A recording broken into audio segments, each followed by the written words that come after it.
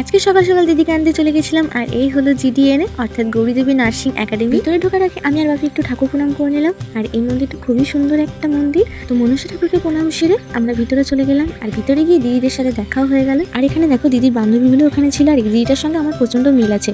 তোমরা তো বুঝতেই পারছো দুজনেরই হাইট লম্বা। তারপর দিদিরা একটু প্রণাম সেরে নিল বাবা কাকুদেরকে। তারপর ওখানে আলাপ পরিচয় সেরে একটু ভিতর দিয়ে চলে গেলাম।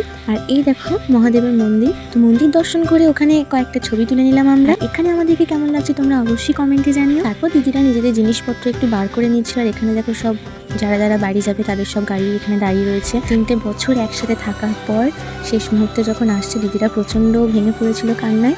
তো যাই হোক বাড়িতে আসতেই হবে। আর এখানে দিদিরা সাইনও করে নিল। তারপর ঠাকুর প্রণাম করে সোজা বেরিয়ে পড়লো বাড়ির উদ্দেশ্যে। তারপর মান করে একটা দাঁড়িয়েছিলাম, আর এখানে চায়ের দোকানে একটু চাও খেয়ে নিলাম। তোমরা কারা কারা এখানে চা খেয়েছো অবশ্যই কমেন্টে জানিও। দিন চা খেয়ে আমরা কয়েকটা ফটো তুলে নিয়েছিলাম। ফাইনালি ওখান থেকে বেরিয়ে একবারে দিননগর এখানে একবার দাঁড়িয়েছিলাম, দিন সোজা বাড়ি চলে এলাম। তো সব মিলে তোমাদের ভিডিওটা কেমন লাগলো অবশ্যই কমেন্টে জানিও। তো আজ এই অবধি, চলো দেখা হচ্ছে আবার নেক্সট ভিডিওতে। আজকের মতো টাটা।